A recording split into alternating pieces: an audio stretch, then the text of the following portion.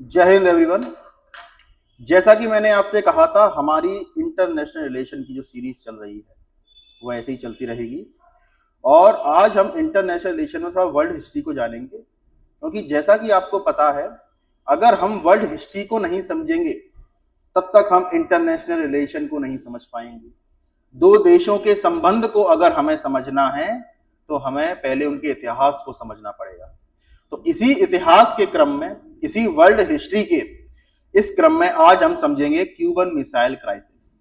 Cuban missile crisis, जी हाँ, Cuban missile crisis जो इस समय हुआ था जब यूएस के प्रेसिडेंट जॉन एफ कैनेडी हुआ करते थे, और रशिया जो उस समय यूएसएसआर हुआ करता था, उस समय उसके प्रेसिडेंट यूएसएसआर के निकिता खुर्शेव हुआ करते थे। याद रखिए, ये 13 डेज का ऐसा समय था, ये 13 दिन तक ये डर बना रहा कि भैया कहीं ना यूएसए के लोग सो पा रहे थे, ना ही यूएसएसआर के सो पा रहे थे। यूएसए के जो पीपल्स थे, सिटीजन्स थे, उन्हें यह लग रहा था कि कहीं रातों रात हम पर हमला ना हो जाए। वो रात को ढंग से चैन की नींद नहीं ले पा रहे थे। उनको रात को सपने आने लगे कि कहीं आज हम पे भैया रशिया ने हमला कर दिया, रशिया ने हमला कर दिया। क्या था ये क्यूबन मिसाइल क्राइसिस? ये कहां से स्टार्ट हुआ उस चीज को समझते हैं, क्योंकि 13 दिन तक जो वर्ल्ड था वो एक तरीके से रुक गया था। कैसा हो गया था? रुक गया था, सिर्फ इन दो देशों के बीच की राइवलरी को देखने के लिए। क्योंकि ये वही समय था कि जहां पर ये दो देश एक जगह आ सकते थे, एक ही स्टेज पर खड़े हो सकते थे और एक ही जगह पर इनका वॉर हो सकता था। ये सिर्फ वही 13 दिन थे। आइए इन 13 दिन को समझते हैं, लेकिन पहले क्यूबा का इतिहास समझते हैं। क्या समझते हैं? क्यूबा की हिस्ट्री को समझते हैं। आइए देखिए, क्यूबा 400 साल तक स्पेनिश कॉलोनी बना रहा। स्पेनिश कॉलोनी समझते हैं आप?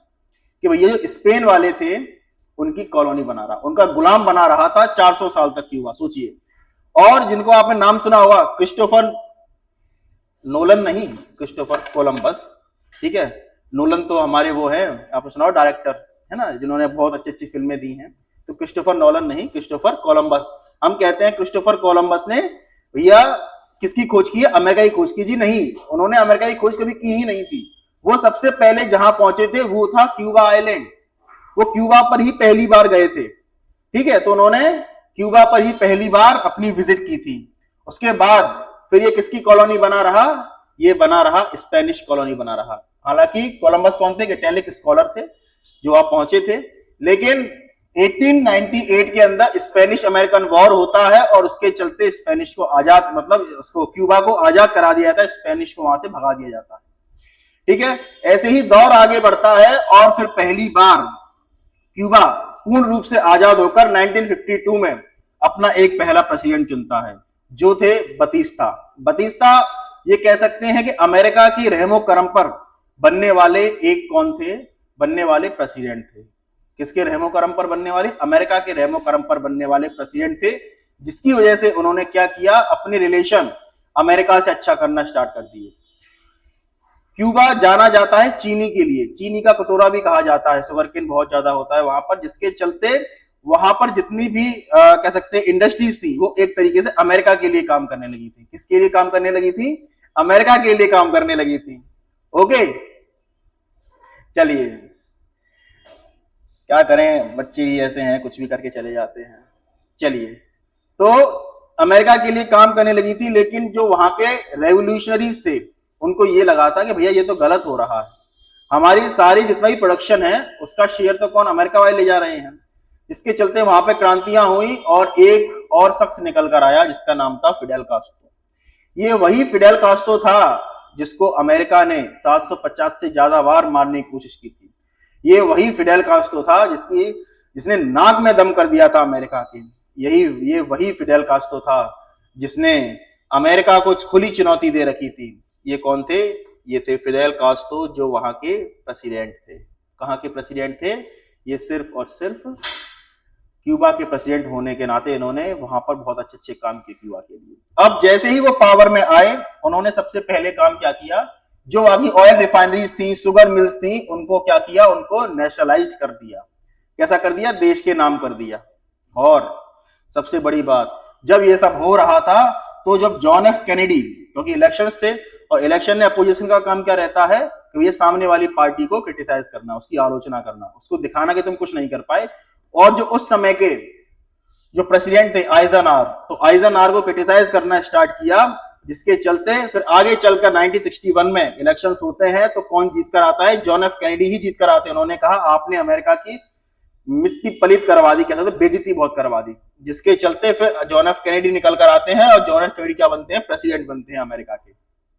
और जैसे ही वो बनते हैं क्यूबन मिसाइल क्राइसिस हो जाता है अभी 1 साल बाद। अब क्या है क्यूबन मिसाइल क्राइसिस, इसको भी समझिए। देखिए, याद रखिए, जब वो जो दौर था वो था कोल्ड वॉर का दौर था। किसका वॉर था? वो जो दौर चल रहा था वो कोल्ड वॉर का दौर चल रहा था। किसका वॉर चल रहा था? वो कोल्ड वॉर का दौर चल रहा था। और उस समय दो सबसे बड़े दुश्मन हुआ करते थे। कौन हुआ करते थे भैया? एक यूएसए हुआ करता था और एक यूएसएसआर हुआ करता था, union of Soviet socialist Republic. Okay, तो ये वो दौर चल रहा था। ये दो बहुत कट्टर दुश्मन थे, एक दूसरे के राइवल्स बने हुए थे ये एक दूसरे के। तो अब निकल कर आता है कि वो दौर कौन सा था? 13 दिन का, जो अब देख रहे हैं ना ये यहां से, ये 13 दिन का जो टाइम पीरियड था ये बड़ा ही खतरनाक था। क्या था क्यूबन मिसाइल क्राइसिस के अंदर कि जब ये दुश्मन बने तो एक तो क्या, फिडेल कास्ट्रो जो थे, मैं पीछे आपको जो मैंने दिखाया अभी, जो ये फिडेल कास्ट्रो जो थे, कहां गए? ये रहे। ये क्या है, थोड़ा सा क्या है, अपने देश के लिए ज्यादा सोचा करते थे। अपने सारी चीजें उन्होंने नेशनलाइज कर रखी थी, वहां की सारी चीजें। तो जिसके चलते फिर ये किसके खास हो गए? ये अपने यहां पर कम्युनिज्म लेकर आ गए। क्या लेकर आ गए? कम्युनिज्म लेकर आ गए। एक कम्युनिस्ट नेशन बनाया इन्होंने अपनी कंट्री को, जिसके चलते आप अगर क्यूबा की लोकेशन देखें तो नॉर्थ अटलांटिक सी के अंदर आता है, ठीक है, कैरेबियन कंट्रीज के बीच में घिरा हुआ है। उसके जस्ट ऊपर कौन बैठा हुआ है? अमेरिका। अमेरिका एक कैपिटलिस्ट कंट्री, वो नहीं चाहता कि मेरे जस्ट नीचे 145 किलोमीटर दूर कौन बैठे? एक कम्युनिस्ट कंट्री बैठे, जिसके चलते इनकी दुश्मनी बढ़ी। और उसके चलते इन्होंने क्या किया कि भैया, इधर मैप भी है क्या? मैप देखना पड़ेगा थोड़ा सा, चलिए इसमें नहीं है। जिसके चलते फिर क्या हुआ, इन्होंने जो क्यूबा वाले थे उन्होंने रशिया का सहायता, उन्होंने हेल्प ली, और रशिया की हेल्प लेते ही इन्होंने क्या किया, अपने यहां पर कुछ मिसाइलें तैनात करवा दी। क्या करवा दी? कुछ मिसाइलें तैनात करवा दी, और वो थी न्यूक्लियर मिसाइल्स। कैसी थी? न्यूक्लियर मिसाइल्स हुआ करती थी। ओके, देखिए उसमें लेकर भी आई, ये रहा, ये क्यूबा है, देखिए ये अमेरिका है, ठीक है। ये कितनी दूरी है इनकी? मात्र 145 किलोमीटर। अब यहां पर जैसे ही भाई यूएसए को चाहिए, यूएसए मतलब जो रशिया को चाहिए था कि हमें बस अमेरिका के पास पहुंचना है, तो इतना पास पहुंचकर उसने अपनी न्यूक्लियर मिसाइल्स यहां रख दी। अब पता कैसे चला यूएसए को? पता ऐसे चला कि एक बार इनका एक क्या कह सकते हैं, मॉनिटरिंग या फिर जो जासूसी जहाज था वो इसके क्यूबा के ऊपर से निकला, और उसने देखा कि यहां पर हर जगह मिडिल रेंज की एक मिसाइलों की फौज खड़ी हुई है, मतलब फौज है, मतलब मिसाइल ही मिसाइल लगे हुए हैं यहां पर। तो अब इससे इनको ये समझ में आया कि हाँ भैया यार, यहाँ पर कुछ दिक्कत तो है।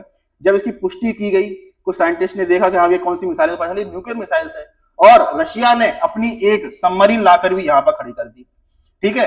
वो अपनी सबमरीन भी ला ही रहा था, अपनी यहाँ पर खड़ी कर दी उसने। इससे जॉन एफ कैनेडी बड़े ही घबरा गए, और उन्होंने साफ अपने देश में ऐलान कर दिया कि अब हम वॉर जोन के अंदर है, कभी भी वॉर हो सकता है रशिया के साथ, कभी भी हो सकता है यूएसएसआर के साथ। ये निकल कर आया। फिर किसने?